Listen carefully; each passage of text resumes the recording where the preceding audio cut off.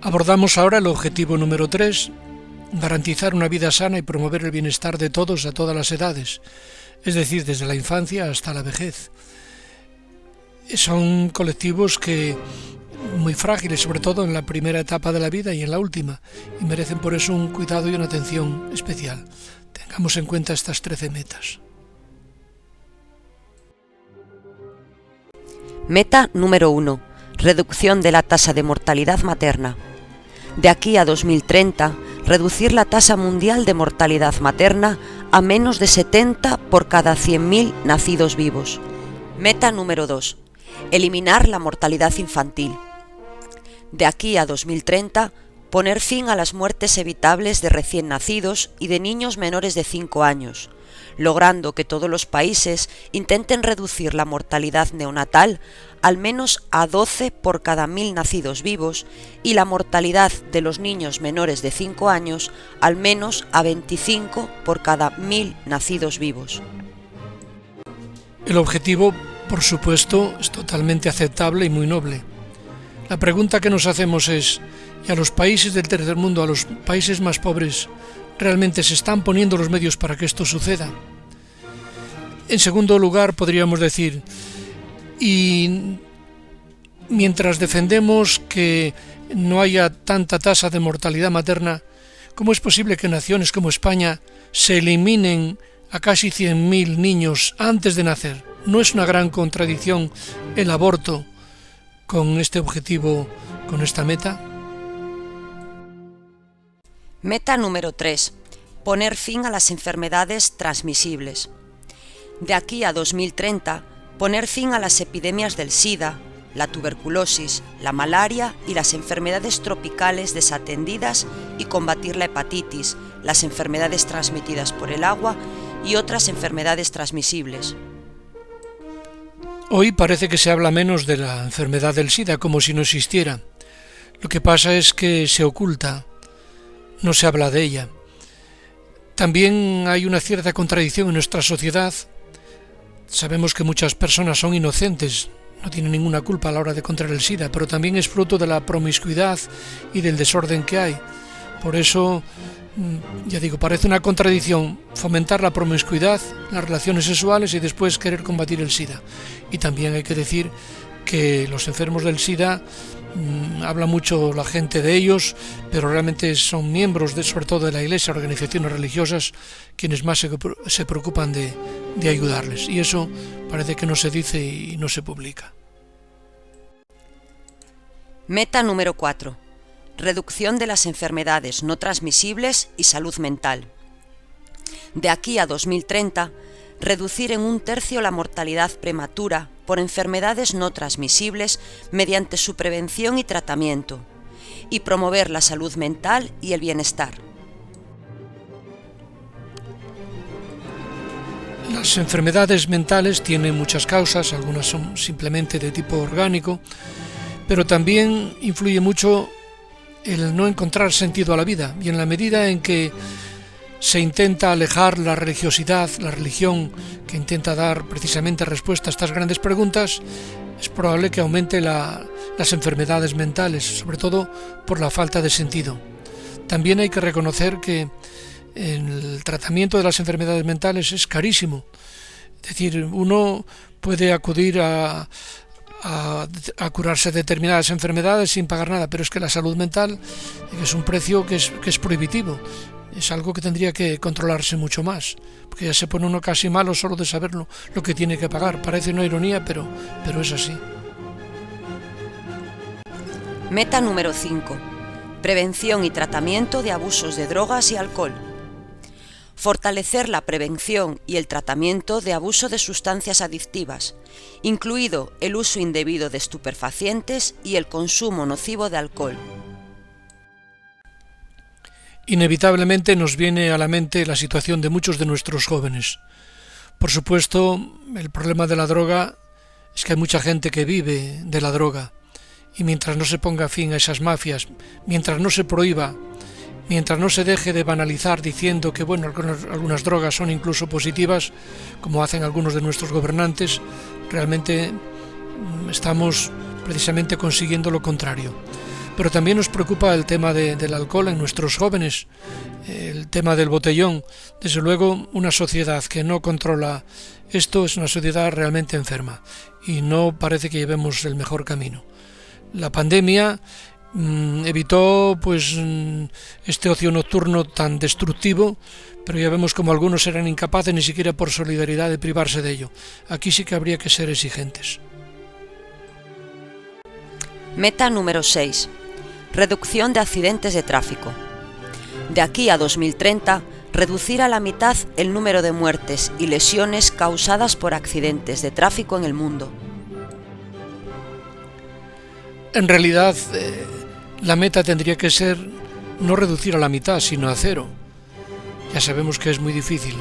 En todo caso, hay también responsabilidad no solamente de quienes legislan, sino también la nuestra de cumplir y de observar las normas. Meta número 7. Garantía de acceso a la salud sexual y reproductiva y a la planificación familiar. De aquí a 2030, garantizar el acceso universal a los servicios de salud sexual y reproductiva, incluidos los de planificación familiar, información y educación, y la integración de la salud reproductiva en las estrategias y los programas nacionales. Aunque suenan aparentemente muy bien las palabras salud sexual y reproductiva, no deja de ser un eufemismo, porque claro, pensemos que la ley del aborto también se recoge, digamos, bajo este paraguas de la salud sexual y reproductiva, sin tener en cuenta las consecuencias negativas de destruir una vida humana. Y en cuanto a la educación, que es necesaria, por supuesto, la educación sexual, pero no de cualquier manera. No es tanto simplemente una invitación a los jóvenes a prevenir de enfermedades de transmisión sexual o evitar embarazos, sino también es una educación para el amor, para la responsabilidad. Quiere decir que en este tema, ya digo, es muy bonita la formulación, pero hay que verlo con muchos ojos críticos porque puede prestarse a engaño, como de hecho así está sucediendo. Meta número 8. Lograr la cobertura universal y acceso a medicamentos. Lograr la cobertura sanitaria universal, incluida la protección contra los riesgos financieros y el acceso a servicios de salud esenciales de calidad y el acceso a medicamentos y vacunas inocuos, eficaces, asequibles y de calidad para todos. Nos parece, desde luego, muy buena esta meta. Lo que ocurre es que a la hora de llevarla a la práctica parece ser que no es tan fácil, quizá por el egoísmo de determinados países. Lo estamos viendo ahora con el coronavirus, como mientras en naciones como España se puede vacunar el 70 al 90%, en países de África no llega ni al 3% o al 7%, lo cual quiere decir que mientras no sea universal, esto sirve de muy poco. Es mucho lo que tiene que cambiar y no se ve la sociedad luego preparada para este cambio contra la insolidaridad. Meta número 9. Reducción de muertes por contaminación química y polución. De aquí a 2030, reducir considerablemente el número de muertes y enfermedades causadas por productos químicos peligrosos y por la polución y contaminación del aire, el agua y el suelo. También podría formularse al revés. Reducir productos químicos peligrosos por la polución y contaminación para que se reduzcan las muertes. Es evidente, no hay más que ver algunas ciudades como están, y lo nuestro no es nada, pero hay países de China, de la India, que eso es impresionante. Está claro que ahí sí que hay que actuar con firmeza. Meta número 10. Control del tabaco. Fortalecer la aplicación del Convenio Marco de la Organización Mundial de la Salud para el control del tabaco en todos los países según proceda. En este sentido, pensamos que ya se han conseguido grandes avances. Algunos recordamos cuando se fumaba en las clases, cuando se fumaba en los bares, en las comidas, y mucha gente que no era adicta al tabaco pues tenía que comportarse como un fumador pasivo. En este sentido, pues agradecemos a los fumadores que sepan aunque no controlen totalmente el vicio, por lo menos evitar las consecuencias para otras terceras personas inocentes. Meta número 11. Apoyo a la I+D de vacunas y medicamentos esenciales. Apoyar las actividades de investigación y desarrollo de vacunas y medicamentos contra las enfermedades transmisibles y no transmisibles, que afectan primordialmente a los países en desarrollo, y facilitar el acceso a medicamentos y vacunas esenciales asequibles de conformidad con la declaración relativa al acuerdo sobre los aspectos de los derechos de propiedad intelectual relacionados con el comercio y la salud pública, en la que se afirma el derecho de los países en desarrollo a utilizar al máximo las disposiciones del acuerdo sobre los aspectos de los derechos de propiedad intelectual relacionados con el comercio respecto a la flexibilidad para proteger la salud pública y, en particular, proporcionar acceso a los medicamentos para todos. Meta número 12. Aumento de la financiación del sistema sanitario. Aumentar considerablemente la financiación de la salud y la contratación, el perfeccionamiento, la capacitación y la retención del personal sanitario en los países en desarrollo, especialmente en los países menos adelantados y los pequeños estados insulares en desarrollo. En honor a la verdad hay que decir que en España esto se cumple bastante bien. Otros países que parecen más ricos y desarrollados, sin embargo, me sale muy caro ponerse enfermo. Por tanto, veamos las cosas positivas. España es un ejemplo. Meta número 13. Refuerzo en la gestión de riesgos sanitarios. Reforzar la capacidad de todos los países, en particular los países en desarrollo, en materia de alerta temprana, reducción de riesgos y gestión de los riesgos para la salud nacional y mundial. Totalmente de acuerdo en esta meta número 13, de reforzar la gestión de riesgos sanitarios. El problema es el egoísmo humano. La sanidad es una necesidad, pero es también un negocio. Y hay gente que piensa más en ellos que en aliviar los sufrimientos de la gente. Por eso, teniendo en cuenta que a veces estos intereses creados dificultan, es importante que los cristianos tomemos decisiones a título particular, aunque sea para poner parches, porque es que si no mucha gente, sobre todo en los países del tercer mundo, nunca van a lograr estos objetivos y alcanzar estas metas.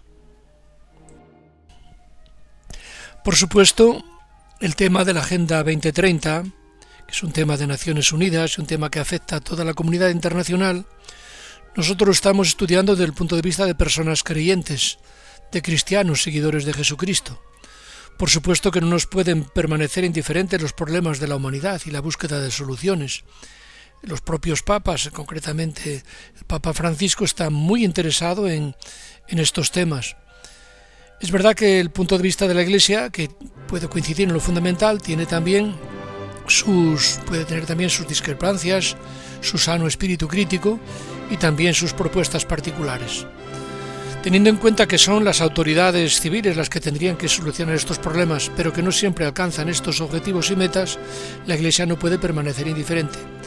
Y aunque sea pequeña la acción de los cristianos, puede ser muy grande, muy importante, en la medida en que vaya haciendo que estos problemas, por lo menos en determinados lugares, en determinados colectivos, se vayan solucionando. Por eso la Iglesia desde siempre, ya desde los Hechos de los Apóstoles, se ha preocupado muy mucho en ayudar a resolver los problemas sociales, problemas de hambre, problemas de salud, creando hospitales, problemas como la drogadicción, intentando ayudar a salir de la droga, cuidado a los enfermos del SIDA, la lucha contra el hambre en el mundo, el crear, sobre todo en países de misión donde hay más escasez, centros hospitalarios, ambulatorios. Es decir, que aunque no podamos abarcar todo, no podemos olvidar que es mucho lo que podemos hacer, aunque sea poco a poco.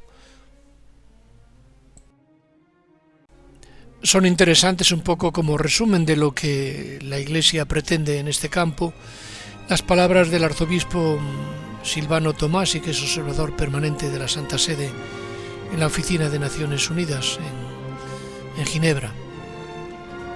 Así él nos dice: Si la comunidad internacional quiere reducir eficazmente la trágica tasa de mortalidad materna, es necesario no solo hablar de respeto y promoción del derecho a la salud y de acceso a las medicinas, sino que es necesario también ponerlo por obra, por parte de los Estados, las organizaciones no gubernamentales y la sociedad civil.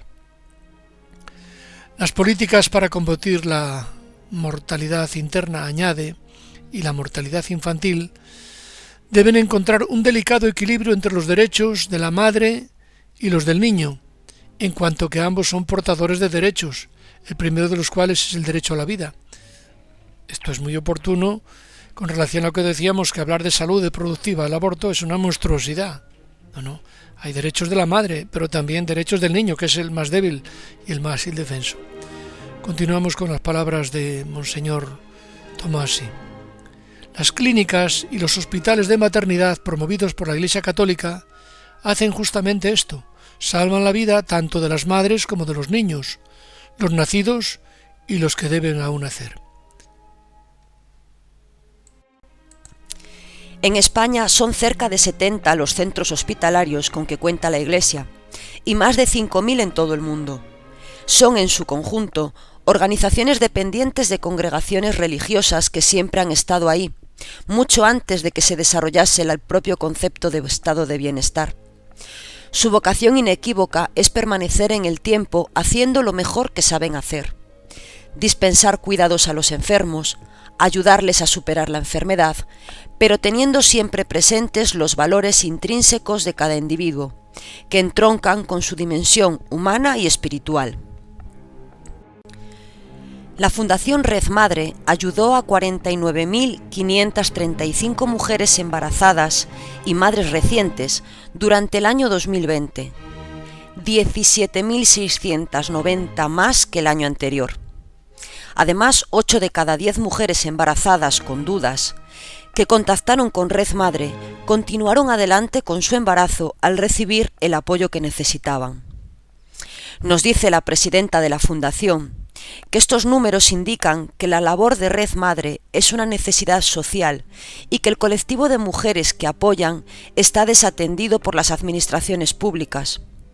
No puede demorarse, dice, más la aplicación de medidas positivas de apoyo a la maternidad, medidas que eviten que un embarazo lleve a la mujer a una situación de vulnerabilidad y que propicie una sociedad más sostenible y justa.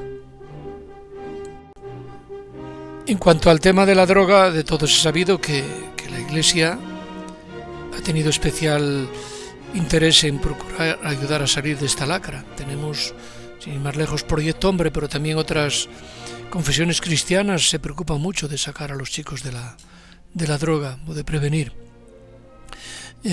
Son interesantes las palabras del Papa Francisco, precisamente en una conferencia internacional de drogas y adicciones. La Iglesia, junto con las instituciones civiles, nacionales e internacionales, y los diversos organismos educativos, está activamente comprometida en todo el mundo en la lucha contra la propagación de las adicciones, movilizando sus energías en proyectos de prevención, tratamiento, rehabilitación y reinserción para devolver la dignidad a quienes han sido privados de ella. Toda la comunidad en su conjunto es interpelada por las actuales dinámicas socioculturales y formas patológicas derivadas de un clima cultural secularizado, marcado por el capitalismo de consumo, la autosuficiencia, la pérdida de valores, el vacío existencial, la precariedad de los vínculos y las relaciones. Las drogas, como ya se ha señalado en varias ocasiones, son una herida en nuestra sociedad que atrapa a muchas personas en sus redes. Son víctimas que han perdido su libertad a cambio de esta esclavitud, de una dependencia que podemos llamar química. A todos nos viene a la memoria, por lo menos algunos, en aquellos momentos de los años ya de la década de los 70 en que entró de lleno la droga en España, como incluso de algunos partidos políticos, pues frivolizaban, banalizaban, decían que cada uno es libre de hacer lo que quiera. En fin, es mucha la frivolidad, mucha el daño que se ha hecho. Y es un tema mucho más grave de lo que parece, porque una cosa es decir y otra cosa es si se viera casos concretos, cómo está realmente metida la droga en nuestros jóvenes. Lo que pasa es que antes eran grupos que eran más notorios, más señalados, ahora permanecen en el anonimato, pero es más grave de lo que imaginamos. Y eso destruye la personalidad, destruye la sociedad, destruye las familias, lo destruye todo. Proyecto Hombre es una iniciativa de la Iglesia. En la década de los 80, cuando el problema de la drogadicción atacaba ferozmente a cientos de familias y la droga dejaba de ser una anécdota para convertirse, desgraciadamente, en un elemento de destrucción personal y deshumanización, los obispos decidieron impulsar un programa de rehabilitación y reinserción social para drogodependientes. Ya funcionaba en Italia desde finales de los años 60 y en España inició su andadura en el año 1984. En la actualidad, Proyecto Hombre, además de hacer frente al problema de la droga, aborda otras dependencias como el alcoholismo, la ludopatía o el enganche a Internet. Es una labor silenciosa, pero muy eficaz, siendo muchas las personas que se han visto liberadas de sus respectivas esclavitudes, gracias a esta organización de la Iglesia. Se da la circunstancia de que nuestra diócesis de Astorga es de las primeras, si no la primera diócesis que incorporó Proyecto Hombre, y como lo hemos tenido muy cerca, tenemos que dar gracias a Dios por tantos chicos como se han curado, con tantas familias que han recuperado la normalidad y lo siguen haciendo ahora, teniendo en cuenta además que no es una organización que busca el lucro, sino que incluso a aquel que no puede, pues se le ayuda de manera gratuita. Desde luego, ninguna otra institución civil se ha adelantado a la Iglesia en este tema tan grande de la curación de la droga y otras dependencias como Proyecto Hombre, lo cual pues es un estímulo para nosotros. La Comisión Vaticana para el COVID-19 insiste en la necesidad de vacunar a las personas más vulnerables en todos los países y no a todas en ciertos países, para evitar compras masivas en los países ricos que provoquen la demora en el acceso de los países con menos recursos, tal y como está ocurriendo, según nos informan las organizaciones en las que trabajan Manos Unidas en África, Asia y Latinoamérica. Lejos de ser consideradas como un derecho y un bien común, las vacunas han desatado una carrera enloquecida en la que priman los beneficios frente a la salud de los que no pueden pagar o pueden pagar menos. Usar las vacunas de manera privativa, sin tratar de inmunizar en primer lugar a las personas más vulnerables, es inaceptable. No podemos buscar la seguridad individual ni de los países ricos, porque cada persona estará segura solo cuando toda la humanidad lo esté. La Iglesia tiene una gran ventaja y es que tiene embajadores en todo el mundo, que son los misioneros y misioneras, que están allí sirviendo a las gentes, no por un interés económico, sino sencillamente por amor a Dios, reconociendo en el prójimo a Jesucristo. Ellos tienen experiencia, conocimiento y además no se quedan en la teoría, sino que intentan llevarlo a la práctica. Por eso también puede ser un estímulo para otras instituciones el seguir el ejemplo de la Iglesia. La Iglesia, que tiene como principal objetivo la salvación integral del ser humano más allá de esta vida, no por ello descuida los aspectos de esta vida material y siempre ha demostrado a lo largo de los siglos la preocupación por los más débiles y vulnerables, como pueden ser los niños, la cantidad de religiosas, de centros para atender a niños abandonados, el bienestar de todas las edades, por ejemplo en la ancianidad, antes de que las residencias de ancianos fueran un negocio, aunque legítimo, ya la Iglesia procuraba atender a aquellos ancianos que no tenían nadie que pensara en ellos a cambio de nada. Es decir, que lo ha hecho y también tiene un campo amplio para actuar. Es verdad que el Estado es el que tiene la obligación, pero la Iglesia también, los cristianos podemos hacer mucho y es cuestión de seguir el ejemplo de tantas personas buenas, de tantos fundadores, de tantas congregaciones religiosas, por los niños, por los ancianos, por las mujeres maltratadas. Quiero decir que tenemos un campo muy abundante y mucho que hacer. Es cuestión de comprometerse y colaborar cada uno desde sus posibilidades.